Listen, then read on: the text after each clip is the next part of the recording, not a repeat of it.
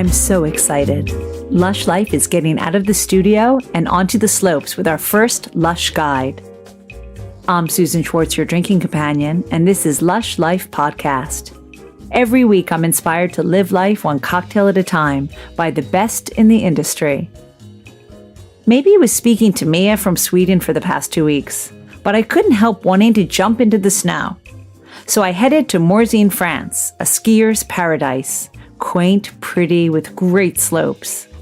Honestly, I prefer Après-Ski to ski, and I'm definitely not poo-pooing Van Chaud, toffee vodka, jagermeister shots, and the endless amounts of white wine you drink with fondue. Hey, I did an episode praising Savoie White Wines. But sometimes you just need a good old-fashioned in a civilized bar with a mud-freed floor or that perfect pint of craft beer. I found all and more in Morzine and sat down with a few of the folks who are offering alternatives to the definition of après-ski. But the fun of a Lush Guide is there is always more. After the podcast, head to lushlifemanual.com to discover what the local spirit is and where to drink it. Also, did you know there's an igloo bar on the mountain? So much good stuff.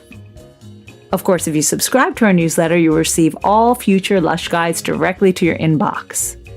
But now, let's meet Gareth Hayes, bar manager of Lory's, a bar that may have had dubious beginnings, but is now at the forefront of Morzine's cocktail scene. Okay, so we're in Lory Spa. We're just a little bit off the beaten track of the Rue de Bourg in Morzine in the French Alps. Cool, and this is, I think, one of the only cocktail bars in Morzine. One of few, yes, but it's the only cocktail bar at the minute that is doing the Prohibition-style speakeasy drinks, which go back to the 1920s and are inspired by the Prohibition era. Yeah. And why did you think of bringing this to Morzine? Well, it's a really popular concept in the UK, and it has been quite popular over the last sort of 10, 15 years. And there wasn't really anything that offered that style of cocktail in an environment where you could kind of sit and relax and a little bit off the beaten track of the really popular areas amongst the ski and snowboard crowds. So, when I think of drinking, après-ski drinking, it's a lot of vin chaud and beer and demi-pêche and those kind of things. Are you finding that crowd kind of migrating to you guys? Yeah, I think it's a very, very popular sort of après kind of pastime to go and enjoy a demi-pêche or a toffee vodka if you're part of the younger crowd maybe, but we kind of wanted to steer away from that a little bit. We like to stock products that are a slightly better, higher than average, vodkas, gins, that sort of thing, whiskies especially, and we liked the idea of developing our own kind of cocktails and smaller drinks that people might enjoy rather than just the very simple stuff that is traditionally made in the area. Particularly, there's a couple of things that we like to give out, which tend to be a bit of a bartender's handshake, really, and they're called snackeries, which I'm sure you can have a try of later.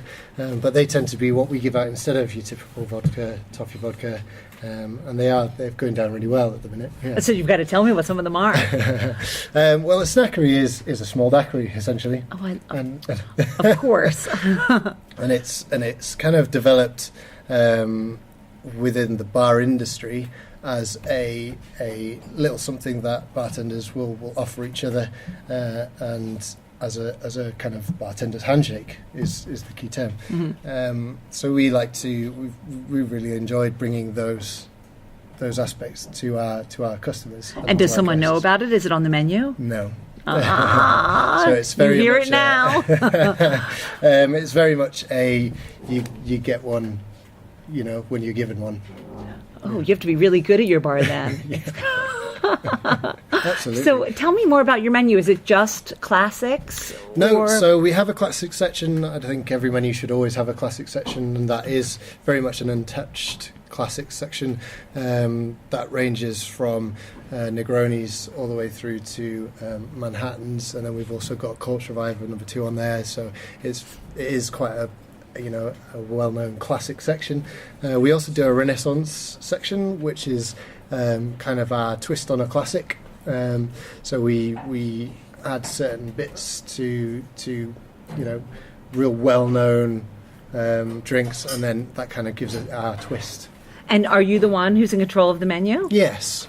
So we developed it over what we call interseason, and we worked with Hideout Hostel upstairs, and we spent a good 8 weeks developing what has now turned out to be the first draft of this menu, and that was basically we were open to the public, but we had a lot of locals in the area who were really keen and interested to give their opinions and help share their ideas. And they were the guinea pigs, the lucky So guinea pigs. We were doing 5 an evening on a Friday night upstairs at Hideout Hostel. People got to come and try them, and the best of those 8 weeks, they made it onto the first draft of the menu. So you're still on that first draft? Still on the first draft now. And when are you thinking of going to a final or a second draft, should I say? We have a third section on the menu itself, which is the originals. And those are truly original cocktails that we've made in-house. And that is the idea behind those cocktails. We are telling a story of our locals, we're telling a story of our bartenders, and we're telling a story about the area. So we are currently developing that as we go on the bar. So a couple of the guys here, they've got their own cocktails which they've made and named, and those will be tweaked and developed until the next draft of the menu, and you'll find again that a lot of folk in the area are the guinea pigs for those. So it will be the best cocktails that they've made and the best stories that we can tell, which will make it onto the next draft. Will you divulge one story of one of the cocktails? Well, yeah, I could tell you about one of them. Okay. So one of them has been developed with Sammy, one of our bartenders, and Ben, and they're really interested in Negronis, and they really enjoy that sort of flavour profile.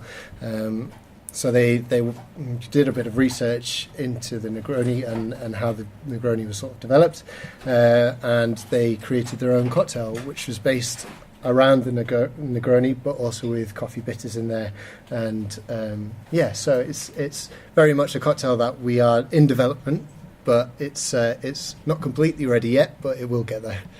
Fabulous. Since your locals were, a real part of this, of the menu transformation and transforming as we go along, how long have you been here and known to the locals? So we're very new. We are now in our second month of actually working as a bar.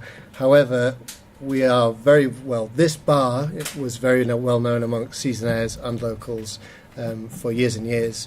The original name of this bar was called Paradis de Lory's. It was Madame Lory's bar originally, and it was a burlesque style, underground bar. Was there a Madame Lory? There was a Madame Lory, yeah, and she was a burlesque dancer from the Moulin Rouge originally, and came over here and started this in this area.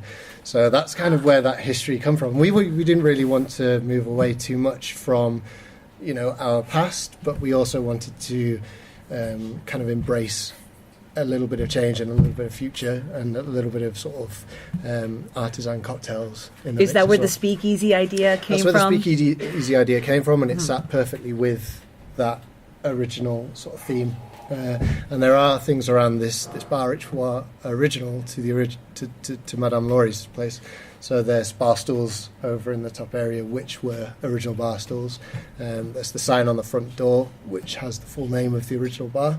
And we wanted to kind of move away from what Paradis became after Madame No Lory burlesque, only cocktails. Yeah, and there was another change in the middle, and I'm sure that there are a lot of seasonaires who will remember what the second version of Paradis was like, because it was very much a club, and there was lots of neon lights and a lighting up dance floor, and there was the disco era. Yeah, there was a tiki bar in here at one point, and so we kind of wanted to move away from the club aspect and move into more of a lounge aspect.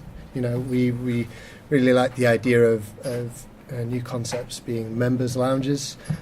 We didn't want to be necessarily just a members only lounge, but we specifically didn't start with loads of promotion. We kind of have specifically kept things very quiet up at the front door, so you almost have to find it yourself. Well, I think I want to try one of your drinks. Should we go try one? Okay, let's do it.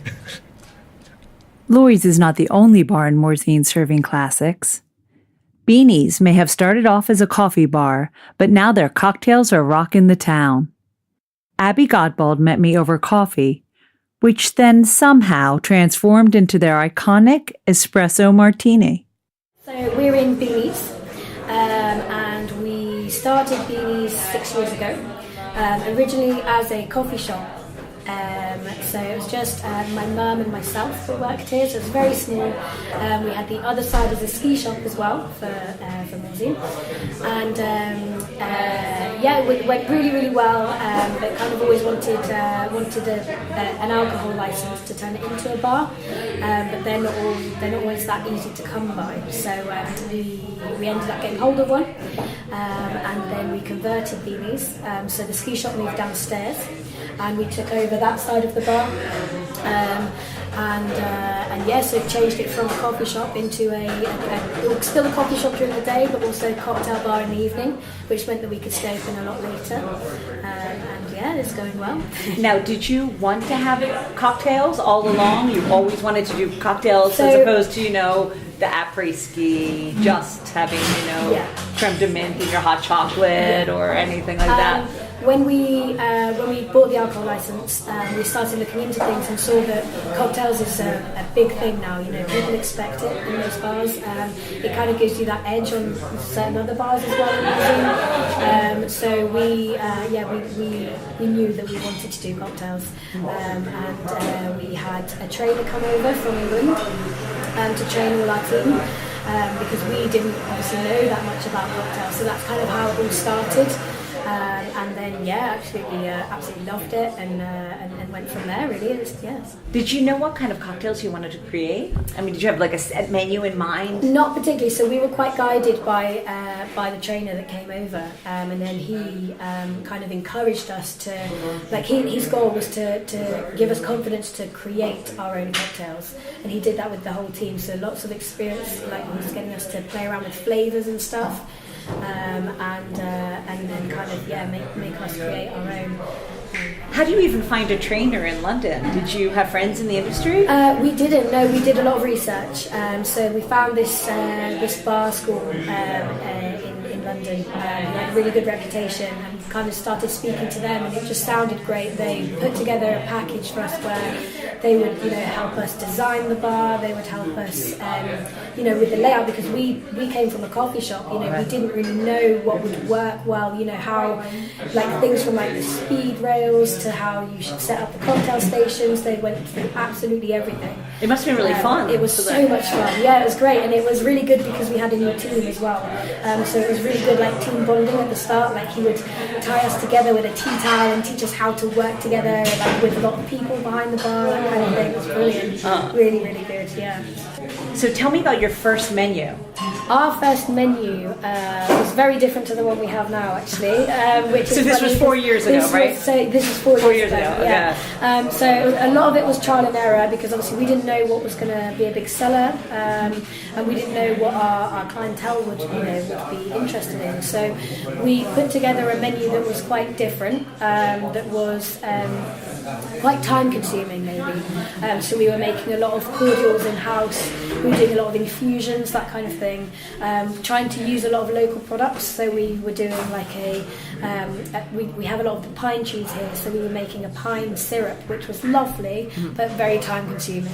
So then as we got busier, we realised that we had to change some things to be able to be more, to be able to serve at a better pace as well. So now we've got the menu that we have today, which some of the original stuff is still on there, and some, we've had to kind of tweak a little bit. And the cocktail industry changes. It's like a fashion; it changes a lot. So a lot of cocktails that they come in and out of fashion a lot, basically. So it's very. Are you seeing one type of cocktail that's more popular than others here in Morzine? Absolutely. So at this season, the espresso martini has overtaken any cocktail. More so, like the mojito last year was very, very popular, but this year's definitely the espresso martini. And does it change it season to season? It does, yeah. It changes, yeah. It's Morzine seems to be a little bit behind, so I think the espresso martini was very popular in London last year. I think it's all always. Yeah, exactly. So it's now always one of those. It's definitely very, very popular here. And I think because we are known as a coffee shop, we've got very good coffee. That we've got quite a good reputation for us espresso martinis. Now, how long ago did you move here? I moved here 18 years ago. Yeah. But so how come? Well, in those 18 years, why did you guys even decide to start something 6 years ago? It actually all originates from the ski side, so the ski hire business, because we also have a ski hire shop, and we needed a shop in the centre of town, so that's where Beanies came about, because we took it on as a ski shop originally, but then it was too big, so my dad's other passion is coffee, so he had the ski shop and then the coffee shop as well. I just finished school at that time, always wanted to work, so went in, started the coffee shop with my mum, which was a lot of fun. It was a really good thing to get involved in at that age, then it just went from there. We kind of just evolved each year. It's been great. Yeah, we went from a team of 2 to now 13. So, oh boy! Yeah, yeah, it's good. So I think I need to try one of those espresso martinis you've been talking Absolutely. about. Should we go have one? Absolutely, I'd love to make you one. Now to the craft beer scene. There really is only one place making as many craft beers as humanly possible, and that's Bec Champ. Christine Jaillet, the bar manager, was on hand to give us a brief intro to the bar and its humble beginnings. So we are at the Bec Champ Brewery in Morzine, in Savoie, in the French Alps. We are north side of the Alps, which is awesome because we're quite close to Geneva, and it attracts quite a lot of international people. And that's what I think what kind of drew my bosses to come here. But also, they massively both in love with the mountain and the lifestyle up here. So Criggle Luty and Matt Stone own the Bec Champ Brewery, and they started originally 5 years ago. Matt is a chef. Criggle learned to brew at the Colonel Brewery in London, and they met through their wife, I think that's the story. They were both journalists that they met through them, and they were like, oh dude, it would be pretty good to move to the Alps and brew some beer, right? And that's how it started, I think. So was it 5 years? So they've been doing this for 5 years? Yes, they have. And I think they're the first one to be surprised to have been in the business still doing it for 5 years. They went for the Bec Champ because Bec Champ means yellow beak, and that's the nickname of a local bird called the shuka, and they went for this. It's a simple, I don't know if you know, but when they started, did they have one specific beer that they wanted to make?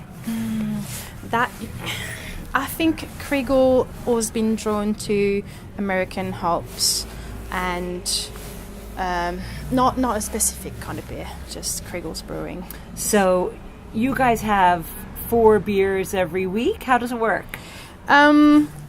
Change all the time. That's something I love telling our customers. It's they're like, oh, I've tasted something great here. I can't remember what it was. Maybe you can help me remember. And I'm like, oh, well, that was a few weeks ago. We don't have it anymore, but we have this on today.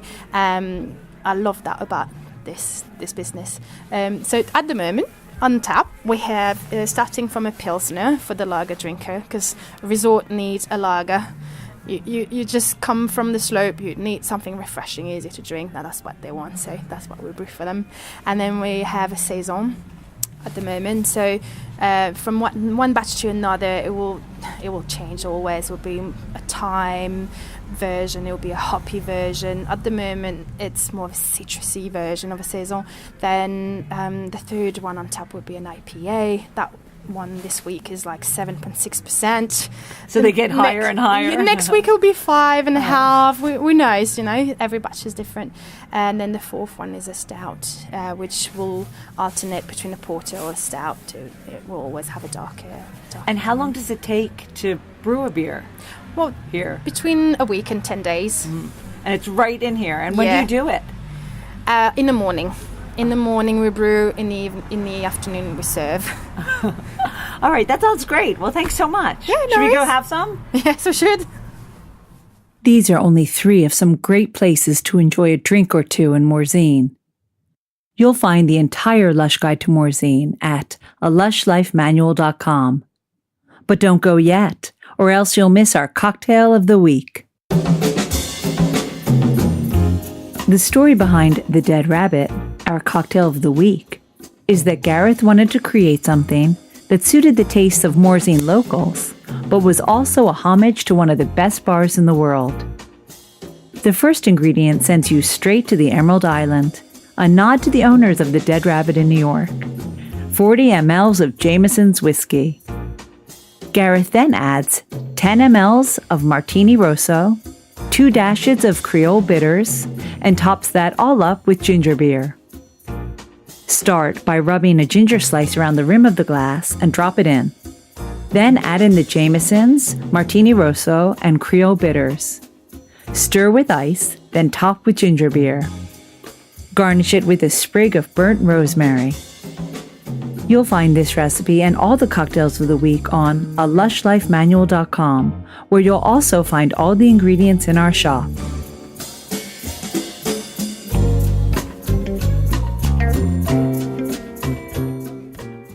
If you head to my sister's site, bestbitsworldwide.com, you'll find out what to do in Morzine when you're not in the bar. Fun things to do from skiing to night sledging to snowshoeing, plus where to eat fondue and other cheesy Savoie treats.